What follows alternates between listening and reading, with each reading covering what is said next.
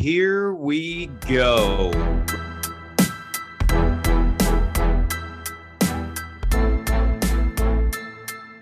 Welcome to the 9 Route Fantasy Football Podcast.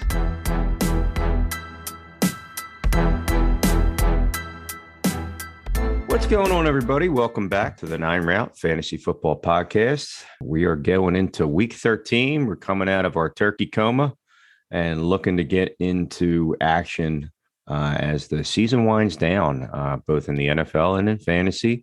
I know in our league, we just have a couple of weeks left vying for playoffs and getting ready for the 18 weeks stretch in our league. A couple of teams going on the bye this week. A couple that will have a little bit of a ripple effect.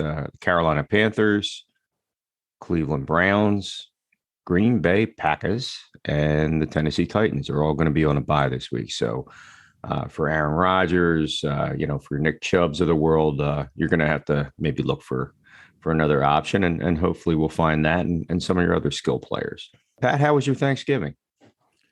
It was good, man. We had, the traditional 800 things to eat and sat there and drank some beer, watched some football, and had a really nice day.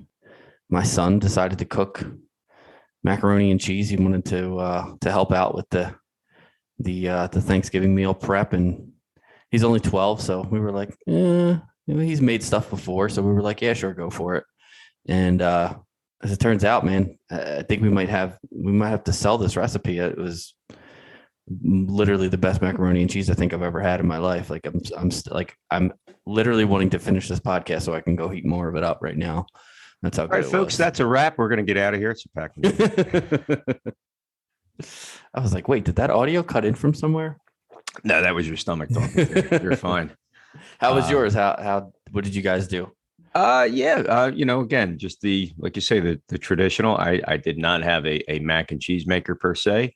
But you always get that little hand helping you in the kitchen. Mind you, get the family together, just try and have a good time cooking food and like you say, enjoying the football, trying to keep up with stats and hope that you set your lineup right, knowing there's 6 teams playing on Thanksgiving and oh crap, did I make sure I made that right call and dropped this guy and things of that nature. So compared to a regular Thursday, it comes up quick, but no, we had a good time. And then before you know it, then you start to finish the meat sweats and get back to reality for the rest of the weekend. And then obviously, come Sunday, we're here Monday morning. We still have one game to play. We have Seattle and Washington on Monday Night Football with a couple of big names still involved in that game. But week 12 wise, how you looking in your leagues, Pat? Not a good week for me. I mean, I guess one of the things I can be thankful for is that I'm still in the playoff hunt in most of these leagues. But this past week didn't really help the cause. I do have in our dynasty league that we joined this year. I still got a shot tonight. I need some points from either McLaurin or from Curtis Samuel. And then, as we were talking about before we got on the air here, in our league of record, I need Tyler Lockett to outscore Terry McLaurin by about 15 points in order to stay in the playoff hunt in our league of record. So you got a nice win this week. Didn't score a ton of points, but sometimes that's just the way it goes. You played good defense. Yeah. Well, I have the MASH unit right now at running back. So with McCaffrey and Cook and watching both of them go down literally in the same day, it's a little disheartening as I'm trying to make a playoff push. And I'll take the win, but was it a win at what cost? I got 2 weeks left to try to wiggle my way in, and then anything can happen in our league and a couple of the other ones. The keeper league that we're in together, the dynasty league. That's not looking too good for me. But hey, it's a learning experience on that level, and it's a different animal altogether. But and then my other league, I'm wiping the floor with them, so not too bad. But I did win in our league, it looks like, but at the same time, it comes at a cost. So I am going to have to do my research, and hopefully Pat can help me and I can help him, and we can help you all get through the next coming weeks. And first, I think we're going to lean into our running backs.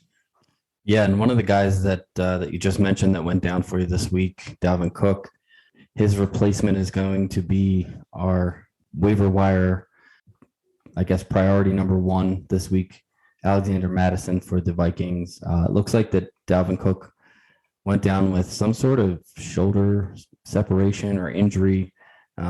Doesn't seem to be too serious, nothing broken or anything like that, but it is probably going to cost him a week or two. And obviously, the Vikings, they lean on Cook. They lean on the run game. They throw the ball to their running backs out of the backfield. As Alexander Madison actually scored a touchdown in that game after Cook left. So he's going to be a really valuable piece this week on your waiver wire if he's available.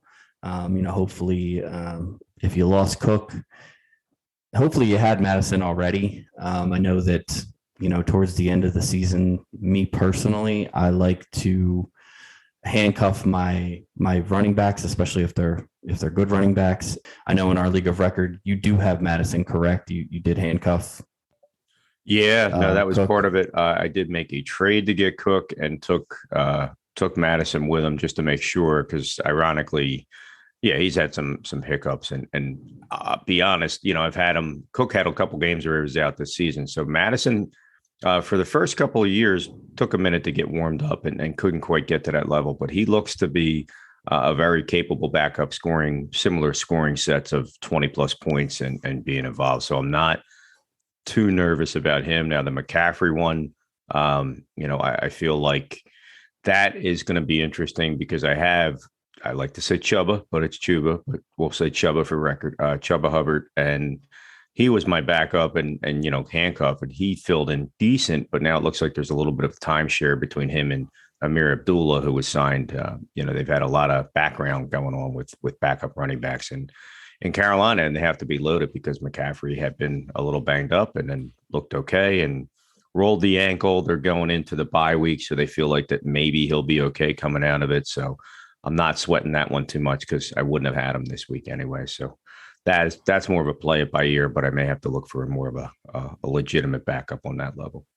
Yeah, the bye week came right in perfect timing for you there. You were going to be without McCaffrey either way. So the fact that he has an extra week to get healthy is really nice for you.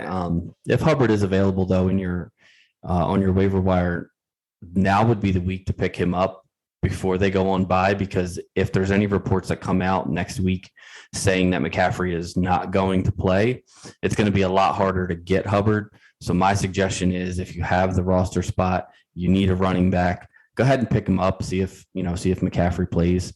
And if he does, then you just go ahead and drop Hubbard and move on with your life. But if he doesn't, you've got at least a spot start for a game if you need it. And who knows with McCaffrey, not wishing any bad luck on him or anything, but he's been injured and supposed to come back and then didn't come back. And so you just, with these injuries, you never know. It looked like it was just a simple rolled ankle, but, Saquon Barkley rolled his ankle and missed 4 weeks. So it's one of those things where it's better to be safe than sorry. Go ahead and pick up Chuba Hubbard if he's available in your league. Another guy that sorry to cut you off real quick, just coming in hot off the press, Dalvin Cook has been diagnosed with a torn labrum and dislocated shoulder. Looks like he's definitely going to miss some time. And that Alexander Madison is looking like a pretty legit start right now. Unfortunately, they're hoping he can be back. It's saying maybe for a playoff push currently. So we're looking at probably the rest of the fantasy season that Cook is going to be likely sidelined. So, and I mean, way to stay on top of the news, man. That's literally just popped off right in front of me. So it's like, I'm not happy to say it because, at the same time, it kind of affects me a little bit. But for those out there that are good Cook fans, obviously your son's a good cook, but, that's a different story. But yeah, no, at the same time, it literally just came across and it sounds like that. If they make the playoffs, the Vikings might be able to see him get back. So it sounds like Cook might be shut down for the rest of the year. Well, that makes this Alexander Madison pickup even that much more important. Definitely go check your waiver wires if he is available. He's an RB1 basically. I mean, to get the kind of work that Dalvin Cook gets, and to be as talented as Madison is. Now he's not as talented as Cook, but to step into that role, Minnesota isn't one of these teams that, is going to try to replace their star with, 2 or 3 other backs like you see in Tennessee or whatever. So Madison's going to be the guy, and he's going to give you very similar numbers to what Dalvin Cook has been giving you for the most part. So he is definitely by far the number 1 waiver wire priority pickup at this point. So go out and make your claim on him if you have it. If you're looking to make a playoff push in a league that uses fab, I would honestly be willing to spend pretty much all of my remaining fab budget on Alexander Madison if he was available in my league. But let's move away from Cook for a little while. We've had, Thanksgiving on the brain. So let's move to the Seattle Seahawks. Doing my research this morning, I noticed that Alex Collins is still only about 43% owned in fantasy leagues, and that is still way too low. Chris Carson was actually in one of the leagues. He was like right above him as far as roster percentage. And I'm like, how he's done for the year. Like, how is he still on rosters and nobody has picked up Alex Collins? I guess, I don't know. Apparently everybody doesn't pay as much attention to fantasy football as we do. But if Alex Collins is out there, you need to pick him up. He's a starting running back in the NFL. Yes, the Seattle offense is not, what it was 3 years ago, but they still have Russell Wilson. They still have DK Metcalf. They still have Tyler Lockett. I mean, they could turn this thing around at any point in time, and you have the ability to go out and pick up a starting running back in the NFL. Collins is a much better option than a lot of guys I see starting lineups that I go against in leagues every week. And yet, Collins is still sitting out there on the waiver wire. As a matter of fact, you can pick up Collins now since they haven't played yet. A lot of leagues will allow you to drop a player who has already played as long as they're not in your starting lineup. If you are sitting on somebody like, I don't know, maybe you picked up Rex Burkhead or, Tevin Coleman or something like that, Collins is a much better option than either of those guys. So if he's still available in your league, go out and grab him, and you can throw him, like I said, throw him on your bench now if you have the ability to do that.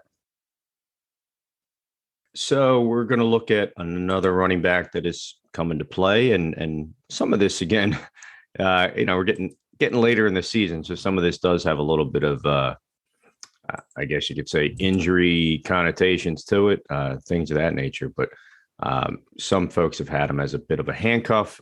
Jamal Williams from the Detroit Lions earlier this week during the Thanksgiving game against Chicago.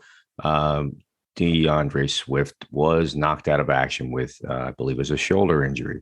Jamal Williams came on, ended up putting up double-digit points, and had a few decent games at the beginning of the year when they were kind of using the dual threat. It wasn't a committee. It was just they were getting about 45 points out of the backfield with both guys for the first couple of weeks there. So you could definitely just buy into one of them. Then Williams got a little banged up and had been missing time, and things like that can happen. So obviously Swift took the load, and now it looks like it's shifting back to Jamal Williams. Not a powerhouse offense maybe with Detroit, but again, it's not about the real NFL here. It's about fantasy, whether they're trying to come back from down points or not. Their wide receiving core isn't that strong. You obviously have a quarterback there that may look to check it down a little bit, and that's totally fine. And just looking at part of that action in PPR, Jamal Williams did have 5 receptions. So again, that for us, we play full points. So that's 5 points right there just on receptions. Jamal Williams is a guy you want to look at. He's probably available on your waiver wire. Definitely want to make him one of your top pickups this week. Another guy that you're going to want to take a look at, this is probably a little bit more of a kind of like a hopeful pickup, but Matt Breida from the Buffalo Bills, he's only about 10% owned. He's kind of sort of replaced Zach Moss in that offense. It seems like it's Singletary and Breida now.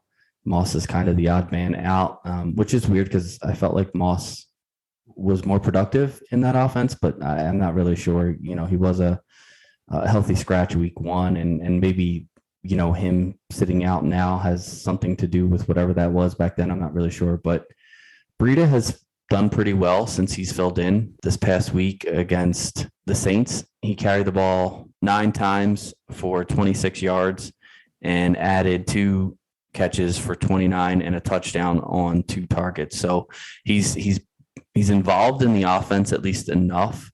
Now you're probably going to get out of him what you got out of Zach Moss, as far as, carries, touches, splits, stuff like that.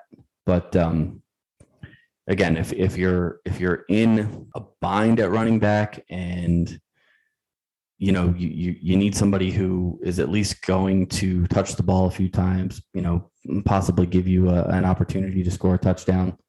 Breida's just as good as anyone else. I'm not saying that, he's go out and waste a waiver priority on Breida, but he's a guy that you can add to the end of your bench. If something happens to Singletary, maybe Breida becomes the main guy, or maybe just through sheer production on the field, the Buffalo Bills tend to lean on him a little bit more. I feel like the Bills are going to need to get some sort of running game going in order to be a real playoff contender. They get New England this week on Monday night. And I really feel like, we were talking about this a little bit before the podcast, I really feel like, and I agree with what you said, I feel like Buffalo is going to get exposed against New England this week. I mean, they really don't run the ball. They've been trying recently to run the ball a little bit more, but they don't do it effectively. And I think that, New England's pass defense is obviously one of the best in the league, and you're going strength on strength there. And honestly, I think New England, their coaching staff, their defensive players, I think they're going to overmatch Buffalo's offense this week. And without a running game, teams are going to see how to beat the Bills. Yeah, no, I again, like you said, we kind of discussed it a little bit, and we've mentioned things on previous podcasts about, the back and forth. Everybody had Buffalo penciled in after last season and their hot start that, they're the AFC team, maybe Kansas City. And then they ended up really just kind of looking like the strongest team in the entire conference. And then they plateaued almost after the win over Kansas City. It was almost like they kind of let their guard down. Tennessee took them out. They had a bye week. They came out of the bye week, a division game against Miami, and won it, but maybe not heavily convincing. Then they had that bad loss against Jacksonville. And I think their offense completely plateaued, where they were just so one-sided. Moss had been effective to an extent, as far as points and things like that, maybe getting you 10 points, 12 points, but he wasn't an over-the-top factor. And the benching at the beginning, and then it looks like they benched him again just now. Enter Matt Breida over the last 3 weeks is averaging 13 points a game. He has 3 touchdowns in 3 weeks. He makes plays out of the backfield, receiving the ball. 2 of his touchdowns are receiving touchdowns. And he's always had that ability from San Fran. I think some people do remember he was a decent fantasy relevant running back. And then he kind of just free agent, went to Miami. Things didn't work out, went here, and maybe took a little bit to get used to that offense. But I think they wanted to shake things up. And right now they look like they're rolling. They put up 45, 41 and 31 against the Saints on Thanksgiving rather convincingly. Enter the Monday night matchup against Belichick. And lo and behold, I think this is going to be a tougher matchup. But Breida, as far as fantasy relevant from here on out, I mean, unless things change right now, he seems to be something that has really woken that offense up.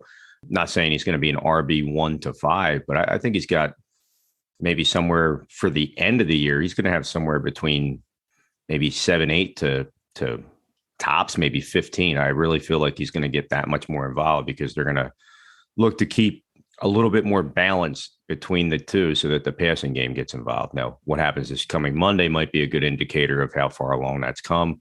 But I like Matt Breida. I think quietly he's going to be one of these pickups that, when they turn around at the end of the season and players on your team that won the league and they look across the board, he's going to possibly be one of those guys. A couple more of those guys that could possibly, fantasy football, we tend to view everything because we put so much time and effort and thought into our draft process. We tend to see players as almost pigeonholed into their draft capital positions. You know what I mean? So like when you're looking at trades and picking up people off the waiver wire and who to drop and things like that, like we were talking the other day how I think it was last week's episode, how Allen Robinson is still more widely rostered than Darnell Mooney, and why that shouldn't be. Like, I understand that you spent, probably a second round pick on Allen Robinson, but if the guy is not producing like a second round pick, get rid of him, trade him, do something. You know what I'm saying? Like, there's a lot of people that go completely undrafted and help you win your fantasy league. Look at James Robinson last year. You know what I mean? So you have to sort of be fluid throughout the season and be willing to take a shot on a guy who is just a waiver wire pickup because, he fell into a good situation with a specific team or whatever. And a couple of guys that, unfortunately, again, due to injury, have fallen into spots where they're going to be used are Deontay Foreman and Dontrell Hilliard for the Tennessee Titans. Now, the Titans look terrible this week against New England. New England has the ability to make a lot of teams look terrible. So I'm not really going to hold that against them, but both guys still carried the ball extremely well. Hilliard was 12 for 131 and a touchdown, and Foreman went 19 for 109 in the running game. And I mean, just between those two guys, you're looking at averaging well over 7.5 yards per rush against a pretty good New England defense. So, these guys are getting it done. It seems like, again, you can't say that either or both of these guys together is a replacement for Derrick Henry, but Tennessee is still committed to the run. Like we said, they rushed the ball 39 times and only passed it 21 this week.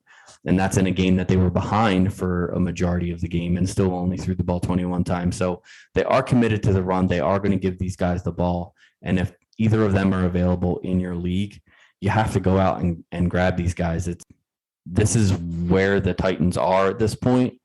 You have to be willing to realize that and go out and make these ads if you want a chance to win your fantasy leagues.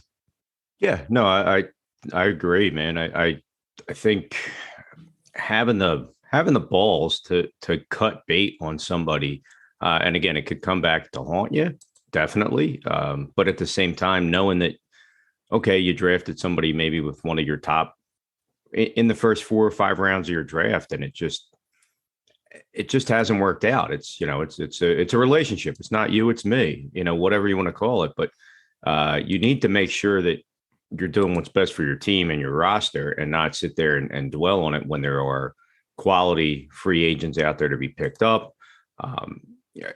You want to make sure that you have these guys at least on your radar, and you don't want to bury your head in the sand, because you do see a lot of people that just stick to their guns and they only want to go with whoever they drafted. You look around and see people that haven't made moves in your league. They don't make trades, and they're just going to stick. Well, that's my team. I picked it. I know exactly what I'm doing. And hopefully you're right. And maybe you are. Maybe you're just going to run the table with what you got and you don't need to make a move. God love you.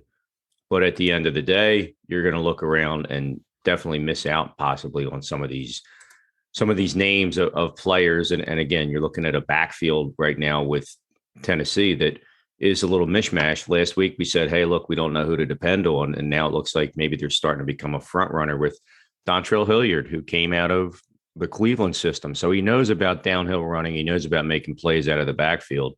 Obviously, there was a bit of a logjam as far as talent there.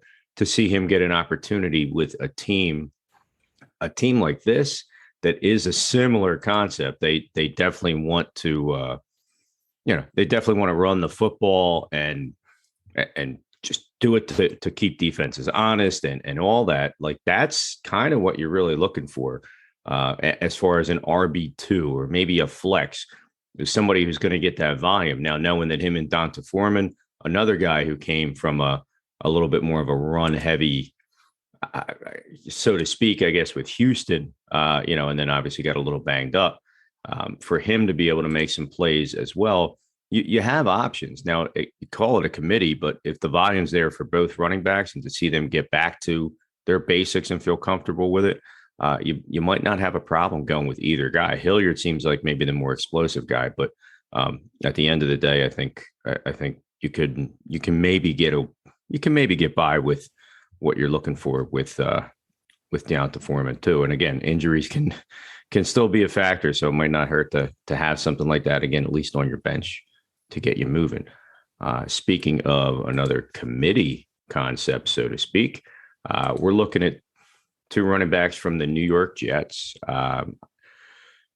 We have Tevin Coleman. We have Ty Johnson. I was a little high on Johnson last week. I kind of felt like maybe he'd be the guy to go to for them. They had leaned on him a little bit earlier this year. He had 4 double-digit point outputs with receiving out of the backfield. This looked like an ugly game with the Houston Texans, and he wasn't really as involved, Johnson. He only had 6 carries. Now, Michael Carter being out, obviously this is what this is all about. Tevin Coleman seemed to get a lot of it. He kind of led the backfield throughout, and then they also bumped up an Austin Walter off the practice squad who vultured a touchdown at the end. Thank you, New York Football Jets. But at the end of the day, Coleman seemed to be the ground and pound, so to speak. And again, we all remember him from his Atlanta days, and he had a couple nice seasons out there with San Fran. Right now, it looks like, the ownership wise, a lot of people aren't high on him, probably just because they're the Jets. That's another offense that is going to be playing from behind a lot. So right now, it might take another week, which I know it's getting close to playoff time, but take another week to get used to maybe who's the lead back. So if Coleman's getting the handoffs and Johnson's getting the receptions, they might be cutting into each other. It might be a little hard right now. And Carter is on the IR, which chances are he'll be back for the playoffs, but fantasy wise, but he may even make it back from one of the last weeks of the regular season for you. Right now, I'd still kind of lean Ty Johnson just because of his receiving ability out of the backfield. Coleman can do it too. It is a little murky. And this is almost like what we talked about last week with Tennessee, Pat. It's hard to tell who to go with right now, but after last week with Tennessee, you might start to see somebody pull away. They have the Eagles this week.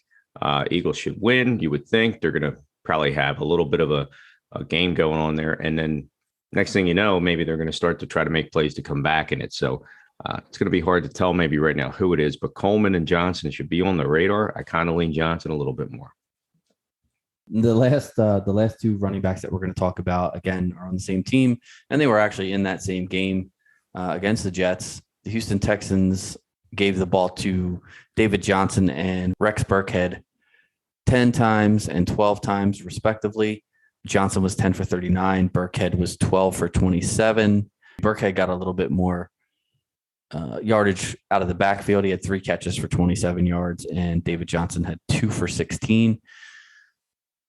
Both of these guys are pretty much interchangeable. It seems like doesn't seem like one is going to get any more or less work than the other. If there's an injury, neither guy is going to put up a ton of fantasy points for you because honestly, they play for a pretty bad team that doesn't score a lot of points, and they don't run the ball very, very effectively anyway.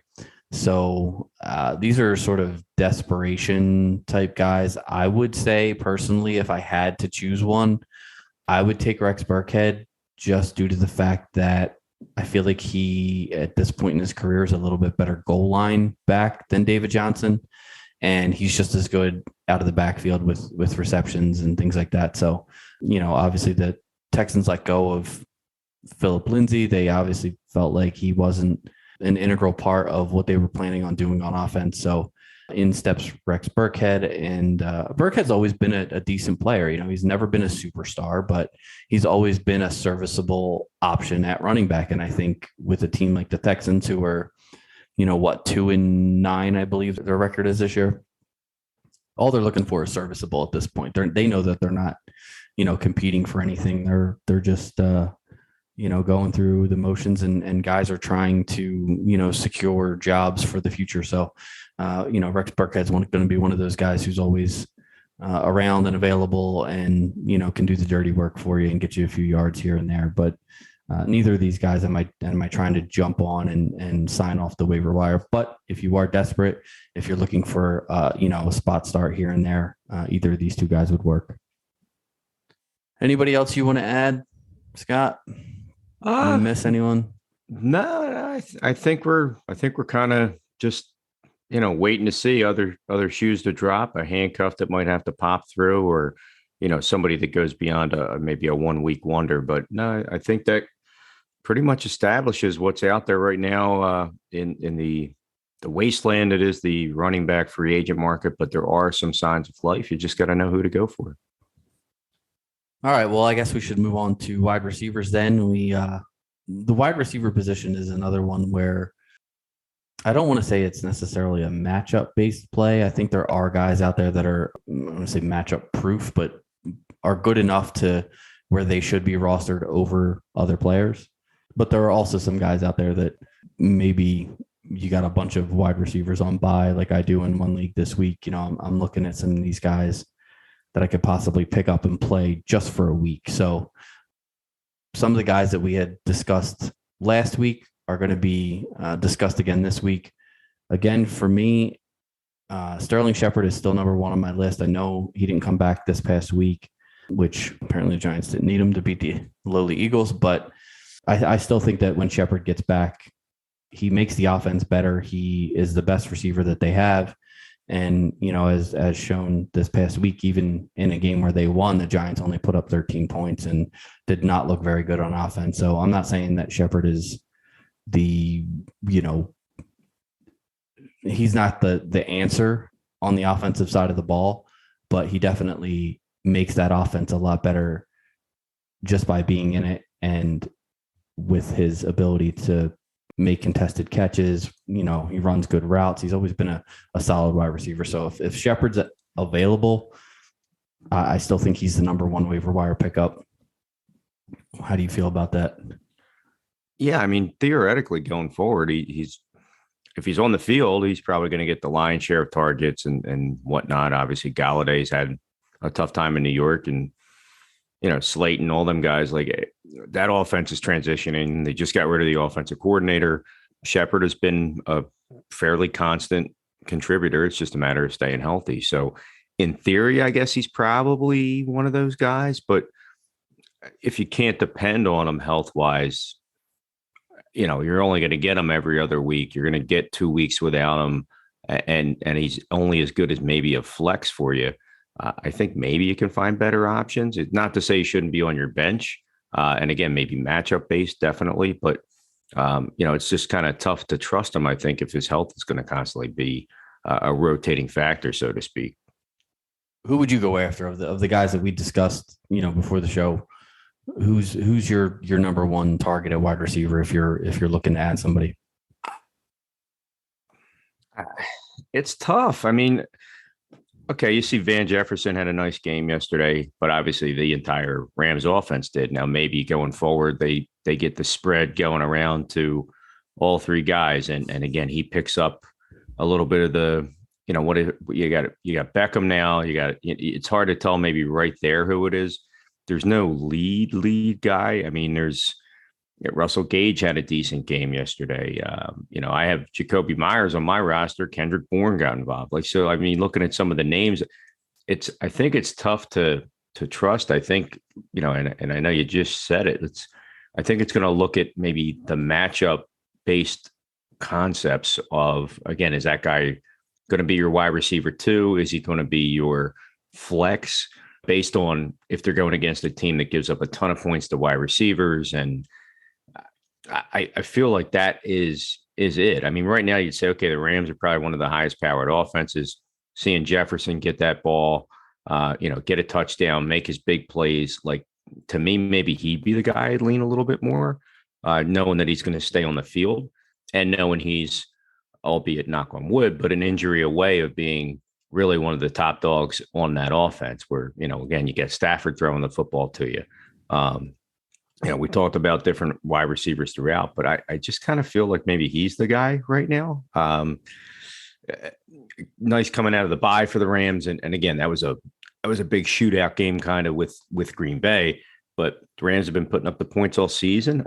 I know it's a smaller target share and things now. You got to spread the ball around, but if he's going to be able to make plays like that, because at some point he's going to be open with all the secondary floating over to cover the other two guys and whatnot, and making that offense more dynamic. I kind of feel like maybe I'd lean a little more Van Jefferson. Yeah, they definitely are more dynamic offense, and I think you have a lot better chance of getting a touchdown out of Jefferson than you do out of Sterling Shepard. So I can understand that he is seeing, averaging about 7 targets a game over the past 4 weeks. I do think that will continue for Jefferson. I guess my biggest worry is that he's at best the 2, whereas I feel like Shepard's the 1. That's just me. But like you said, Shepard also plays for the Giants, and they're definitely not going to put up as many points as the Rams are going to for the rest of the season. So you've always got that potential, that touchdown equity in Van Jefferson that you just don't have in a guy like Sterling Shepard. I guess I would say in a PPR league, I would like Shepard because I do think, again, he's going to be just peppered with targets when he gets healthy. But in a standard league or even a half-point PPR, I would probably lean Van Jefferson as well. A couple other guys that we wanted to talk about real quick, though, just to kind of round out the wide receiver waiver wire targets. You mentioned Kendrick Bourne. He has been, a guy who, he was a free agent pickup this year for New England. And I think in the beginning of the season, New England, their passing game wasn't really, Mac Jones was still sort of getting used to things and starting to, get a feel for the NFL. And as he's gotten a little bit more comfortable, I think that he stopped hyper targeting Jacoby Myers and really started targeting Bourne and Aguilar and even his tight ends a little bit more. And I think that, Bourne has become a guy who, he's not getting a ton of targets. The Patriots don't throw the ball, a whole lot, but he seems to make something out of all of those targets. And I really think that, if he continues to produce with the amount of looks that he gets, he's going to continue to get more looks. And so I think that he's a guy who's on the rise right now, and he probably is still sitting out there on your waiver wire, and you can probably grab him without even spending any fab or using a waiver priority. And you can throw him on the end of your bench. And if this New England offense sort of keeps going in the direction that it's been going in, which is, they've been putting up quite a few points the last few weeks. Mac Jones has looked really good. The running game has been playing well. I think that they're a very well-rounded team that could continue to put points on the board each and every week. And we just talked about touchdown equity with Van Jefferson. I think that Kendrick Bourne has some touchdown equity as well. So I really like him moving forward. So they seem to be a little more trustworthy. And obviously, we're going to talk about a couple more guys here. And again, I know a guy that I think you had for a minute and couldn't trust him and had to cut bait. And he's been frustrating over the last couple of years. Russell Gage from the Atlanta Falcons, who, that whole offense is a bit of a mess. Obviously, we know Matt Ryan, long in the tooth, and everything else that's been going on there. But, he puts up a nice 18 plus points in our league, makes his plays and gets a touchdown. And you see that it's there. He's 6 catches, 7 targets, 62 yards and a touchdown. And they beat Jacksonville. Okay. So is it going to be a game where if they play somebody, I'm just looking back at his pattern. He was a little banged up at the beginning of the year, and then he puts up almost 17 against Miami. And then he doesn't do anything against Carolina. Then he puts up 13 against New Orleans, doesn't do anything against Dallas, almost double digits against the Patriots, and again, puts up 18 plus against Jacksonville. He's another guy, I think, who, he's basically their number one wide receiver with Calvin Ridley out. You have Kyle Pitts, who's kind of sort of a hybrid tight end. He's got the receiving ability, but really it's been the Cordarrelle Patterson show. I think Gage is definitely flex worthy. I don't think he's much higher than that, only because it's a little too volatile. You can't just plug him in and go, okay, well, because he's the number one wide receiver in an offense, he's got to get me at least this many points. You've seen too much volatility. I mean, if he was getting me a flat 10 a week, which sounds like, at least I could depend on it. But to see some of the ups and downs, maybe injury based or matchup based, he's put together 2 good weeks. Just looking at the point totals there again of just about 10 and 18. If that can be consistent, you got a matchup this week against Tampa Bay that does give up points to wide receivers. It's a division game, probably going to be a little bit of a shootout, so to speak, and theoretically a revenge game. Tampa Bay beat him up pretty good at the beginning of the year. Maybe he gets more involved as the season goes on to establish his part in that offense. But again, I think Russell Gage is flex worthy. RB2, not just yet, or I'm sorry, wide receiver 2, not just yet. I don't feel like he's quite earned that based on just the consistency of play. Now, if give me 2 more good weeks, double-digit points, maybe we can talk. Yeah, I definitely played the Russell Gage game and lost. So that leaves a little bit of a sour taste in my mouth. And I agree. I think he's a guy that in games where Atlanta is, going against a weaker defense, a defense that, I don't say weaker defense, but a defense that they can score against at least. I feel like, like they did against Jacksonville this week, I feel like you could probably play Russell Gage and get, like you said, 12 to what he scored this week, 18.2 or something like that. I think that's reasonable expectation for him, but I think that, if you pick him up and expect to start him every single week and him help you to win, fantasy games, I think that you're misplacing your trust, unfortunately. So, it's just one of those things where he is the number one by default, but I don't think he's got the talent that a number one receiver needs to have. I think he's very easy to sort of lock up and shut down. And he's not Calvin Ridley. He's not Julio Jones. You know what I mean? He's not a guy who is just going to win one-on-one matchups. He's got to go against, I guess, more inferior opponents in order to score. Well, we saw, we talked about running back injuries and how that leads to, more opportunities for backups.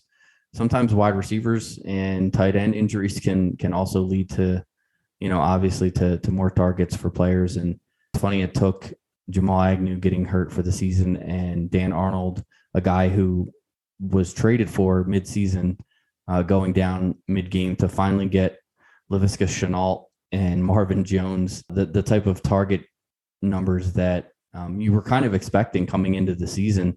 Shenault finished with 9 targets and Marvin Jones finished with 7 this past week against Atlanta. Neither lit up the scoreboard, so to speak, for your fantasy team. But I think now that it depending on, Dan Arnold, I think, is still going to be involved in that offense, or James O'Shaughnessy, whoever happens to be the tight end. But I do think that now that Agnew is gone, I think that what he does is sort of what Laviska Shenault does. And I think that you're going to see a little bit more. They may be shorter targets, but in a PPR league, I think Laviska Shenault is a guy who can be picked back up if you dropped him. I know he was drafted, pretty much all over at back in August, September when we were doing our drafts, and then a lot of people probably dropped him from their rosters because he just wasn't producing. I do think that now is the time. He's kind of followed the Brandon Ayuk trajectory for this season. I think he's on his way back up. I also think that Marvin Jones is a guy that you could possibly consider starting in your flex again after starting off the season pretty strong and then kind of fizzling out in the middle of the season there when it became the Agnew and Arnold show. But I do think you can pick Laviska Shenault up, and I think that he could at least get you through bye week, possibly a spot start. due to injury or whatever. So he's not a guy that, again, these are not guys that we're clamoring to pick up, but they're guys that in a pinch can put some points on the board for you if you need to. Yeah, it's been a long year for Jacksonville. You got a rookie quarterback, you got a rookie head coach, and trying to find their way in this offense where we saw Chenault last year with a lot of promise, and then signing some free agents and getting different players involved. And now your injuries have forced him back into a more prominent role, and his skill set is there. And you did touch on Brandon Ayuk, who the two of them have a lot of parallels with just being great athletes. And as long as they make the catches, they'll do the rest. Ironically, Ayuk might step up a little bit higher now. I know there's a little bit of a Deebo Samuel groin issue. Supposedly everything's okay, but it could put a little hitch in his giddy up, so to speak. And again, there's a player who, if he's out there, you might want to be interested in. But chances are he's been playing pretty well lately. So Ayuk's probably rostered in a lot of leagues. But in a parallel, Chenault. Let's talk about a rookie wide receiver who has been pretty solid. He had a quiet game last night, but it was a quiet game overall for the Baltimore Ravens. Christmas came early for the Browns. He was giving gifts all over the field. 4 interceptions, I believe, that he threw. Mm-hmm. So that's going to cut into your wide receivers being productive on any level. It was an old school AFC North slugfest, so to speak, as far as, the defense is getting involved and keeping it a low scoring game. But Rashad Bateman has been on our radar for quite some time now. Beginning of the year, training camp was good, a little banged up coming out of it, had to wait a few weeks, was nursing the injury, and then came back and has looked very good so far. This was a quieter game for him, but again, the offense as a whole was quieter.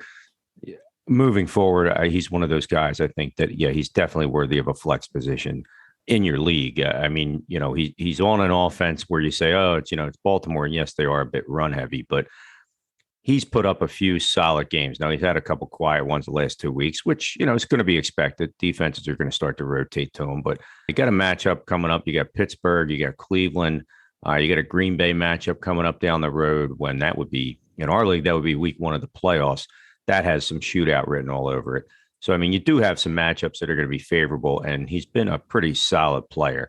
Now, he does need to have a true breakout game. You get a lot of the pundits out there going, yeah, whatever. Again, it's going to take a minute. He did miss, the first 5 games of the season and had a bye week thrown in there to kind of break things up a little bit. But I think he's promising down the road. Hopefully, if he can continue to maybe average double digits down the road, he's definitely going to be that guy moving forward. And we'll see what happens. It's Baltimore's offense. It all goes through Lamar. And again, last night was just a little bit quiet, but I think Rashad Bateman's pretty solid to have on your bench and worthy right now of flex start. It does, definitely depending on the matchup. And last but not least, we're going to talk about, just mention, I should say, the Cardinals wide receivers. All of them? Yeah, basically. Well, the main 4, Hopkins is, he's been out, but I'm sure he's still rostered. Christian Kirk is rostered in roughly 75% of leagues, so he's probably not available. But AJ Green is still out there. He's a solid, number 2 wide receiver for a good offense. I mean, I don't think that he's a guy that you're looking to get into your lineup every single week, but he is somebody who gets enough targets and enough looks in the red zone to make him worth a roster spot at least. And then Rondale Moore, who's a little bit more explosive, obviously a younger guy. He's kind of in that same mold that we were talking about earlier with Russell Gage. Yes. He's in that mold with Russell Gage where there's certain situations for whatever reason that Rondale Moore tends to really excel in those situations, and the Cardinals tend to want to use him more in those situations. And then there's some where, they kind of go with a more traditional offense and a more traditional down the field passing game. I do think that if anybody is out, if Hopkins, he should be back week 13, but if he remains out or if anybody else in that offense gets hurt or anything like that, I believe that Rondell Moore is a guy who can instantly win you a week. He's got the potential to do that. So if those guys are available, you can pick them up, put them on the end of your bench. Yeah, we've talked about at length how strong that offense is, and I think I think Kyler Murray's due back. Maybe from the ankle, but Colt McCoy was quite serviceable, and you really don't see them missing too much of a beat. They're still putting up their points. Now Carolina went out, put a little bit of a hurting on them, but Carolina hasn't been right since. But that maybe it's just a fluke, a little bit of a fluke of a game. Now, at the end of the day, I think you can definitely look for some safety, so to speak, with those wide receivers like your Rondale Moore, your AJ Green, Christian Kirk, obviously, like they're a heavy passing offense. Somehow James Conner gets involved too. He's out there and makes plays. But yeah, I think you feel safe in having one of them guys on your bench, and definitely, I think week to week, it's definitely worth the flex, let alone maybe a wide receiver too, just based on the chance of getting 3 catches for 70 yards and a touchdown out of somebody. Those are solid fantasy points. They're going to get you a good matchup on the wide receiver 2 level against another team. All right. Well, that's all the wide receivers. We can move on to our streaming options for the week. Like I said, we're going to continue to do the streaming options this way. I think it's a little bit better than just sort of having waiver wire pickups for these streaming positions, because each week you could be, if you're streaming a position, you could be adding and dropping, a different tight end or a different quarterback or a different defense every single week. So why don't we go backwards this week? Maybe change it up a little bit. We'll start with the defenses. Who do you have some good streaming defenses this week? Well, I mean, looking again, defense is definitely on the stream level. You're looking for matchups. I think that is one of the bigger deals right now. I'm looking at the ones that jump out to me for this week. You get the Philadelphia Eagles going up against the New York Football Jets. The Jets do bleed points to defenses. We talked about it a little bit earlier, where basically that now you have Zach Wilson back, and he's got a little bit of a learning curve, so to speak, to get used to in the NFL, and having him on the field. We did notice at the beginning of the year that their offense struggled a little bit and things like that. So I think him being back is maybe not beneficial to their offense just yet, but it's definitely beneficial to defenses. And the Philadelphia Eagles are going to look to rebound. This is the second game in a row they're going to play in the Meadowlands, coming off a heartbreaking loss to the Giants. Shouldn't be a heartbreaking loss in theory to those New York Football Jets. Again, they do give up a lot of points to defenses, and again, I see the Eagles definitely looking to right the ship when it comes to just getting everything right. And this is the team to do it. I totally think that the Jets are, again, one of the bottom 2 or 3 teams giving up points. Also looking at the Cincinnati Bengals versus the Los Angeles Chargers. Now, I know some people might think, are you sure about that one? Well, the Chargers have been struggling a little bit offensively. They did have a nice game against Pittsburgh, but that doesn't seem to be too hard. Cincinnati, speaking of Pittsburgh, coming off of a thrashing of the Steelers and swept the season series for the first time in God knows how long. Their defense quietly does play very well. Justin Herbert has had some ups and downs, a sophomore slump, possibly, so to speak. I do feel like that this matchup, some people might say, oh, no, Chargers, high-powered offense. I'm not saying they're going to dominate as much as they did against the Steelers with the total points, but I think with turnovers and maybe keeping the score a little bit, maybe a little bit low, it could be a shootout. And then again, then you're talking about interceptions. I mean, you have a Cincinnati offense that wants to put points up and get the ball down the field. So if this turns into a high-scoring one, you could see Herbert maybe throw for a couple picks, and maybe there's some fumbles mixed in there. But I do kind of like the Cincinnati Bengals. I know go out on a limb with that. Going back to the Meadowlands and a team from the Meadowlands, the New York Football Giants. They're going to go up against the Miami Dolphins, who are a team that does give up some points to defenses. Offensively, Tua looks like he's finally getting settled in, but they do give up points. They have their turnovers, they fumble. They're not a high scoring offense, which helps defensive point totals across the board. The Giants quietly do have a good defense. We talked about it a little bit before. They have one that actually keeps teams low scoring. We just saw that against the Eagles. They are like one of the top 5 teams in the NFL when it comes to scoring defenses. So they don't give up a ton of points. Now, they don't maybe make all the big plays, and their special teams can be a little meh. But again, this matchup against Miami does look to be a little bit of a game where they could maybe stretch their legs. Minnesota Vikings going against the Detroit Lions. Well, anybody going against Detroit has been a fantasy football defensive darling, so to speak, this year. Now, again, they can put up some points in garbage time that kind of chops a leg out maybe from you. But at the end of the day, Detroit is one of those bottom teams. And again, this is a division game. This is Minnesota, who it's a hard team to get to figure out. I mean, they're losing some shootouts. They could definitely be a playoff contender with a couple more points and things going their way. But I do like their defense matching up against Detroit, looking to get some turnovers and make some plays. And again, some of that defense will go into or start sits with some statistics there. But I do like the Minnesota Vikings.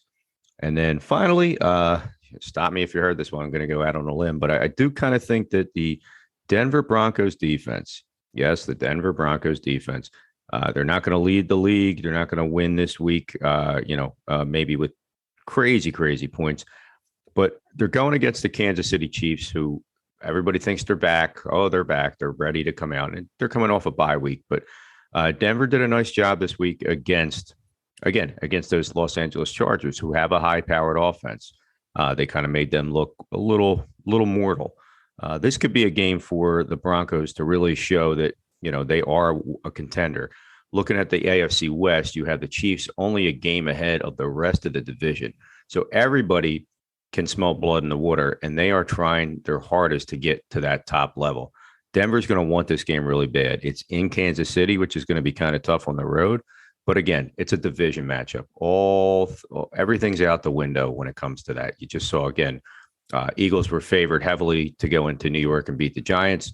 And I had mentioned that the Giants defense was going to probably keep it honest. Jalen Reagor kind of helped that out a little bit too. But at the end of the day, I do like the Denver Broncos getting some points in a little bit of a matchup there. So looking at Philadelphia, Cincinnati, the New York Football Giants, Minnesota Vikings, and I'm going to go for my sort of a lock of the week. I'll joke and say that, but I kind of like Denver getting some points against Kansas City on the defensive side of the ball. Can I throw one in there for you? Absolutely. And they may not be a streamer, which is why, you may not have included them because they are usually fairly high owned. But if the Indianapolis Colts are available, they get the Texans this week. The Colts still, even after this week against, the great Tom Brady, still lead the league in forced turnovers. Yeah. And the Texans are a bottom 10 team. They have turned the ball over 18 times so far this year. So, I'm always a proponent of looking for teams to turn the ball over. And I think that, getting your shot at a Texans team who not only do they turn the ball over, but they don't score a lot of points generally anyway. So I really like the Colts if you can get your hands on them. I know probably you can't, which is, again, probably why Scott didn't include them in this section. But if they're out there, if somebody dropped them because they were playing the Bucs this week, go grab them, and they're a pretty easy start against the Texans this week. All right, you want to we'll just go right into tight ends. We'll just do this whole thing completely backwards. I love diving into tight ends. We have heard. Looking at our first name on the list, we are talking about, speaking of the Indianapolis Colts. Again, they did have a tough game this week against the Tampa Bay Buccaneers. And we did see a name pop up that has been fantasy relevant for some time in the tight end position. Jack Doyle. Yes, we remember Jack from Jack Doyle rules. Jack Doyle does rule. Yeah, he's been a guy on a lot of years that has had like solid production. I mean, when uh, God, when you had Andrew Luck there, when you had Jacoby Brissett, yeah, Philip Rivers, like he's been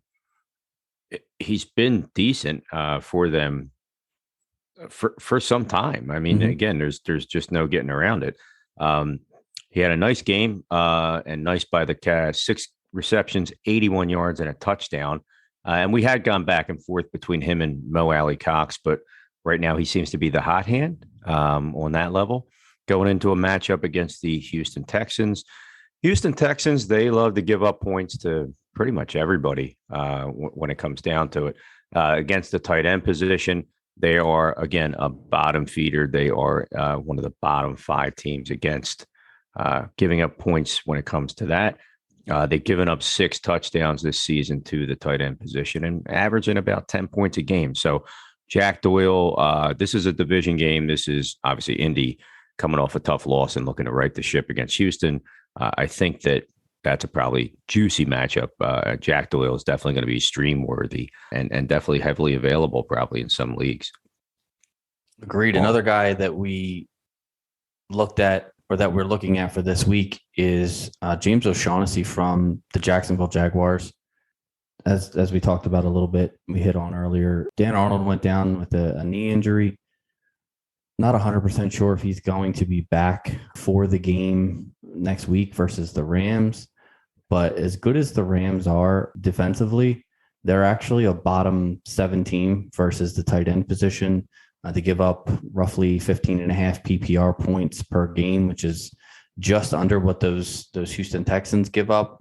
The Rams have a really good secondary, but their linebacking core tends to be a little bit more run stopping, a little bit more zone dropping. You got Von Miller now. He's like the pass rushing guy, so he's a linebacker position that you're really kind of taken out of coverage. It seems like the way to beat the Rams is to kind of pepper them over the middle, get those 5, 6, 7 yard gains with your tight end. And when O'Shaughnessy was before the Dan Arnold trade, and O'Shaughnessy was the guy, he was producing for the Jaguars. I mean, their offense wasn't great, but they definitely were targeting O'Shaughnessy and targeting him in the red zone. So I think if Arnold is out this week, he's just as good as any to possibly get you a garbage time touchdown and get you some fantasy points this week. I concur. Another name out there. He's a rookie, Brevin Jordan from the Houston Texans. I guess they're trying to finally get him involved. He's a 5th-round pick. He had been inactive for the first 7 games, but I know they were kind of high on him. He had a nice game this week. 3 receptions on 3 targets, 23 yards and a touchdown. He's a guy that you could probably stream this week. He's going to be going up against the Indianapolis Colts. The Colts, again, we just talked about good defenses. The Colts are one of the worst against defending the tight end position. A lot of that, from what I understand, they do split safety coverage, which probably opens up the middle of the field a little bit more than average. Gronk just had a nice game against that team, and I see that probably he's going to be maybe a little bit of a safety valve or a legitimate weapon in that offense. I know it's hard to think of weapons in the Houston Texans. You got Tyrod Taylor in there. He's a competent quarterback. He really knows what he's doing. It's just not a lot to work with. It's him, Brandon Cooks, and whatever's out there, whatever they have going for him at the time. So I think Brevin Jordan is stream worthy this week in the matchup against the Colts, and keep him on the radar. He's got, I believe he's in a stretch right now where he's got 5 games against defenses that are 21st or worst against the tight end position. Again, so he may start to become a little bit of a thing over the next couple of weeks. He might be a guy you want to throw on your bench for streamability. You got a couple bye weeks this week and next week with some tight end positions. So Brevin Jordan from the Houston Texans should definitely be on your tight end stream radar for this week and possibly a couple weeks to come.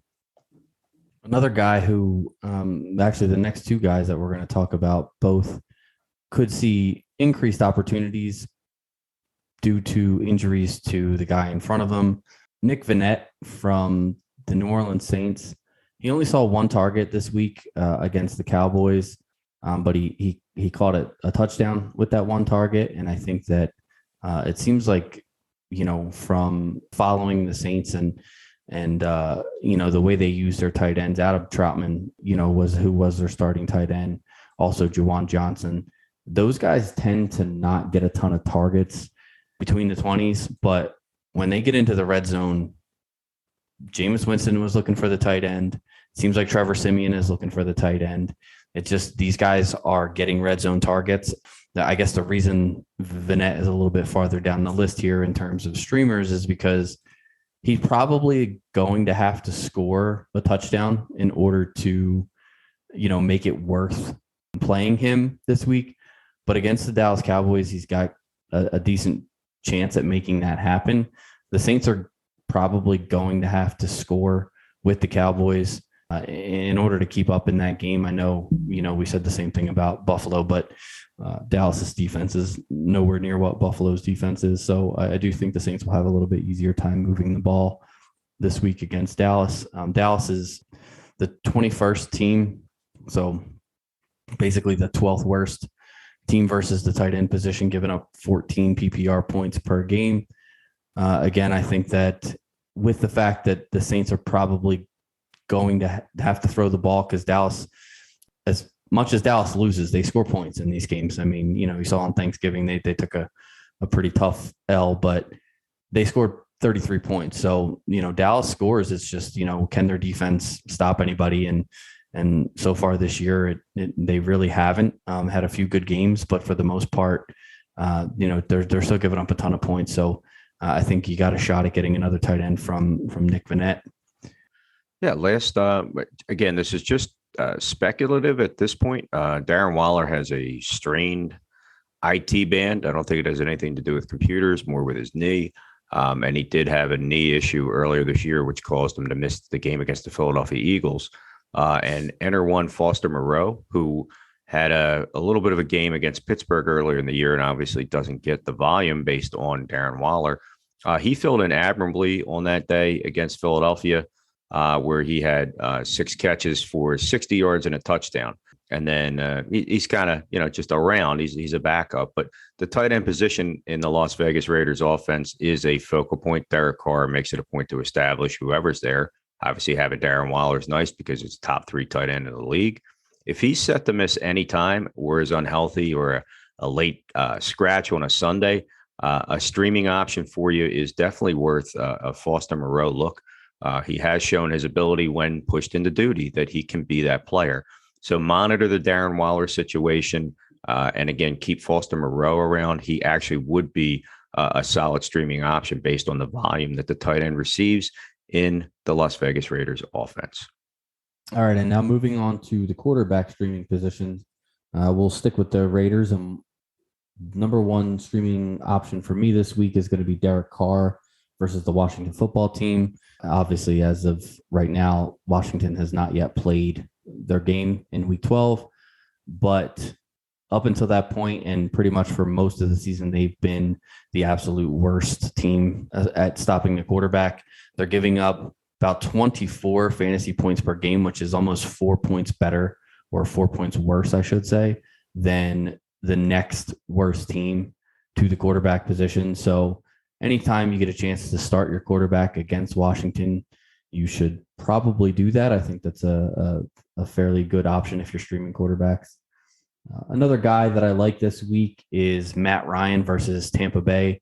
I know that the Bucs defense looked a little bit better, created some turnovers this past week against Indianapolis, but they still gave up 31 points. The Bucs are still one of the best run stopping teams in the league. Fortunately for Atlanta, they don't run the ball that well anyway, so their offensive game plan sort of already kind of meshes with the type of thing that you're looking to do against Tampa Bay's defense anyway, which is throw the ball. So I think Matt Ryan could have 300 plus yards and multiple touchdowns. Is it possible that he turns the ball over a few times? Yeah, the Falcons haven't been great at protecting the ball all that much this year, but an interception is worth, a couple negative points here and there, but the yardage and the touchdowns will more than make up for what you're losing on a few turnovers if that happens to happen. So I do like Matt Ryan this week. Again, trying to keep pace with a very good Tampa Bay offense. I also like Carson Wentz this week. Speaking of that game against the Bucs, Carson Wentz had a pretty decent game against the Buccaneers. I think he threw for 3 touchdowns, had 2 interceptions, over 300 yards. Like I said, they did put up 31 points against that Buccaneers defense. So the Bucs, you can throw against them.